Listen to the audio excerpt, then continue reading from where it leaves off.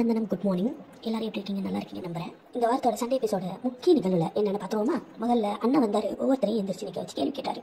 யாரும் சரியானபடி பதில் சொல்லலை. உடனே பொம்மை எடுத்து தைக்க ஆரம்பிச்சிட்டாரு. என்ன பொம்மையை தைக்கிறாரு அப்படின்னு பார்த்தா அவருக்கே ஷோ போர் அடிச்சிருச்சு போல.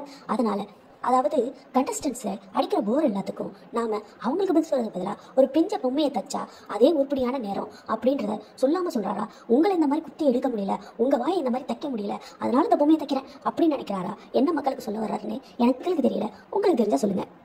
ஆக இன்னைக்கு பூரா ஓட போகிறது இந்த ஒரு பொம்மை டாஸ்க் மட்டும்தான்றது நல்ல தெளிவாக தெரிஞ்சிச்சு. பொம்மை டாஸ்க்கை வச்சு அவரால் எந்த அளவுக்கு இழுக்க முடியுமோ அந்த அளவுக்கு எபிசோட இழுக்க போகிறாருன்னு நல்லா புரிஞ்சிச்சு. அதே தான் அவரும் செஞ்சார். அப்புறம் ஒவ்வொருத்தரை எழுப்பி பவித்ரா எழுப்பி, உன் ஸ்ட்ராட்டஜி ரொம்ப பெருசுமா, சூப்பராக 5 பேரை அவுட் பண்ணிட்டியே அப்படின்னு சொல்லி மஞ்சளோட பொம்மை உள்ளார போகாததை பற்றியும் அதுக்காக அவங்க வெளியில் நின்றதை பற்றியும் அந்த பிரச்சனை கொஞ்சம் ஓடிக்கிட்டே இருந்துச்சு. அதில் அந்த பொண்ணு ஒப்பாரி வைக்காத குறை தான். என்னென்னமோ சொல்லி பார்த்தாலும் என்னமோ அந்த பொண்ணு வாயிலேருந்து ஆமாம் நான் தான் வச்சேன், நான் தான் ஸ்ட்ராட்டஜி பண்ணி அதை பண்ணேன் அப்படின்னு சொல்ல வைக்கிற மாதிரி இருந்துச்சு. ஆனால் அந்த பொண்ணு விளையாண்டதும் அப்படி தான் இருந்தது. ஆனால் அந்த பொண்ணு இல்லவே இல்லைன்னு எல்லார் மேலேயும் சத்தியம் பண்ணதும் அப்படியே விட்டாச்சு. இதுக்கு மேலே விட்டா சத்தியம் வருமே ஒழிய உண்மை வராது அப்படின்ட்டு தெரிஞ்சிச்சு. ஆக மொத்தத்தில் பவித்ரா வாயிலேருந்து ஒரு விஷயத்தை வாங்க முடியாது அப்படின்றது நல்லா தெரிஞ்சதுக்கப்புறம் பரவாயில்ல உட்காருமா அப்படின்னு சொல்லி அந்த பொண்ணை ஆஃப் பண்ணியாச்சு. ஏன்னா அவர் எதிர்பார்த்தது அந்த பொண்ணு வாயில பிடுங்க முடியல. அதுதான் மெயின் காரணம். நான் சொன்னேன் இல்லையா, இந்த விஷயத்தை வச்சு தான் இன்னைக்கு பூரா ஓட்ட போறாருன்னு. அதே மாதிரி ராணவை எழுப்பி இனி ஏன்பா சண்டை வளர்த்த, நீனே ஆட்டத்தில் இல்லை, எதுக்கு நீ பால் பீட்டுக்குள்ள நின்ற அப்படின்னு அங்கே கேட்க ஆரம்பிச்சு ஜெஃப்ரி அடிக்க ஆரம்பிச்சதுலேருந்து ராயன் சண்டை போட்ட வரைக்கும் அப்படியே அந்த விஷயம் அப்படியே சுற்றிக்கிட்டே இருந்தது. ராயனை தொடர்ந்து கொஞ்சம் கொஞ்சமாக நகர்ந்து நம்ம அன்ஷிதா, ஜாக்லின் அப்புறம் மஞ்சரி 3 பேரோட அந்த நைட் ஃபுல் ஓடின விஷயத்தை பற்றி கேட்டுட்டு இருந்தாங்க. அதில் அன்ஷிதாவை பற்றி கேட்டார். என்னம்மா ஓ பொம்மை உள்ளர போயாச்சு, நீ இவ்வளோ தூரம் நிற்கணும்னு அவசியம் இல்லையம்மா, நீ ஏமா அப்படி நின்ற அப்படின்னு அங்கே கேட்டு முடிஞ்சதுக்கப்புறம் ஜாக்லின்ட்ட கேட்டதும் ஜாக்லினுக்கு ஒரே சிரிப்பு தான். ஆரம்பத்திலேயே ஜாக்லினை சேவ் பண்ணதாலே என்னமோ ஒரே சிரிப்பு மட்டும் குறையவே இல்லை. எதுக்கு எடுத்தாலும் சம்மந்தம் இல்லாமல் ஒரு சிரிப்பு. அதே மாதிரி பிரேக்கில் எல்லாரோட பேசும்போது ஒரு சிரிப்பு. இப்படி அவங்கவுங்க ஒரு ஃபீல்டில் இருக்கும்போது தன்னுடைய சேவான அந்த சந்தோஷத்தை வெளிப்படுத்த முடியாமல் ஏதோ ஒரு காரணத்தில் மிக்ஸ் ஆகி அவங்க சிரிச்சு பேசுறது எல்லாருக்குமே இரிட்டேட்டாக இருந்துச்சு. உங்களுக்கு இரிட்டேட்டாக இருந்திருக்குமே? இருந்திருந்தா மறக்காம கமெண்ட் பாக்ஸில் சொல்லுங்கள். அன்ஷிதாவை தொடர்ந்து இது நடந்ததெல்லாம் எல்லாத்தையும் கொஞ்சம் கொஞ்சமாக மூவ் பண்ணி அவங்க விளையாட்டை பாராட்டி முடிச்சுட்டு கடைசியில் எவிக்ஷனில் வந்து நின்றுது. என்னையா டக்குன்னு எவிக்ஷன் போயிட்டேன் அப்படின்னு கேட்காதீங்க. ஆமாம், இவங்களெல்லாம் எழுப்பி என்ன கேட்டாலும் நான் பண்ணலை, நீ பண்ணலை, எதுவும் செய்யலை, நான் ரொம்ப நல்லவ, அதே நான் ரொம்ப தாயெல்லாம் கொண்டவ, இந்த இதுக்கெல்லாம் உதவி செய்கிறவ அப்படின்னு தானே பீத்திக்கிற கூட்டம் தான். இவங்களை பற்றி பேசினா உங்களுக்கு டென்ஷன், நமக்கு டென்ஷன். அதனால பேசாமல் விடுறதே நல்லது. அதனால வாங்க எவிக்ஷனுக்கு குறிப்போம். ஏயா சேனலு எப்பயோ ஹெல்மெட் ஆக வேண்டிய சாஞ்சனா ஏயா இப்படி இழுத்து பிடிச்சிட்டு கொண்டுட்டு வரீங்க?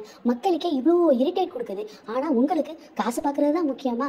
தப்பு செஞ்சால் தண்டனை கொடுப்போன்னு மக்களுக்கு மனசில் நம்பிக்கையை கொடுங்கய்யா. அதை விட்டா தப்பு செஞ்சால் தட்டி கொடுப்போன்னு இந்த மாதிரி பண்ணாதீங்க ஐயா. போன வாரமே அது ஹெல்மெட் ஆக வேண்டியது, அதை இழுத்து பிடிச்சி அது கண்டென்ட் கொடுக்குதுன்றதுக்காக நீங்கள் இவ்வளோ தூரம் கொண்டுட்டு வரது எந்த விதத்துலையா நியாயம்? இது பத்தாதுன்னு இந்த வேற சேவ் பண்ணி அதை கேப்டன் ஆக்கி வச்சிருக்கீங்க. இப்படியே தொடர்ந்து மக்களை இரிட்டேட் பண்ணுமா உன்னை ஃபைனல் வரைக்கும் தள்ளிக்கினே போயிடுறோம் அப்படின்னு இந்த சேனல் சொல்கிறது பச்சையாக தெரியுது. இது பத்தாதுன்னு இதை சேவ் பண்ணதை வேற ஒரு பாலில் போட்டு அதுக்கு ஒரு பிட்டுக்குள்ளே போட்டு அதில் ஒரு பேர் அடித்து இதில் யார் பேர் இருக்கோ அவங்க பேர் தான் சேவ் ஆயிடுச்சு. இதுதான் பச்சையாக தெரியுது. இந்த தடவை சிவா தான் இழிச்சவாயி, அவர் வெளியில் தள்ளுவான்ட்டு. இதில் ஏன் இவ்வளோ பெரிய பில்டப்பு?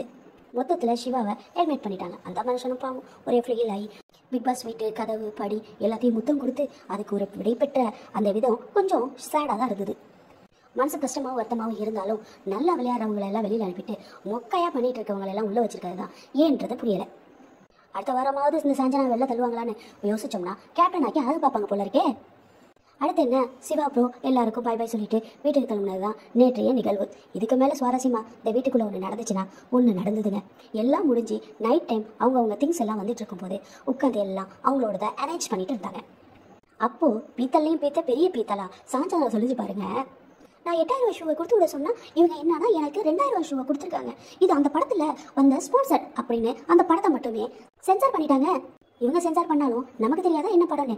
உங்களுக்கு அந்த படம் என்னன்னு தெரிஞ்சா அந்த படம் பேரை கமெண்ட் பாக்ஸில் மறக்காமல் சொல்லுங்கள். அதே தாங்க இது புதுவிதமான பித்தலாக இருக்குது.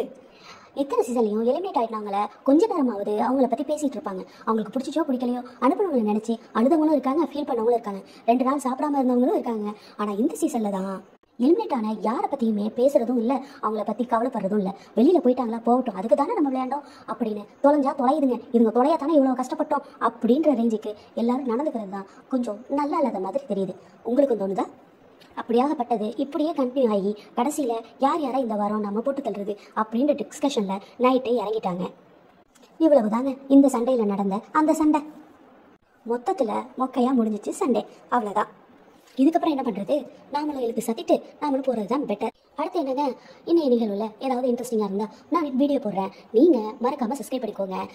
அப்புறம் அந்த பெல் ஐக்கான், லைக் பட்டன் இதெல்லாம் மறந்துடாதீங்க. உங்கள் லவ் அண்ட் சப்போர்ட்டையும் எங்களுக்கு கொடுங்க. அடுத்த வீடியோவில் உங்களை சந்திக்கும் வரை உங்களிடம் விடைபெறுவது உங்கள் நான். பாய் பாய் மக்களே.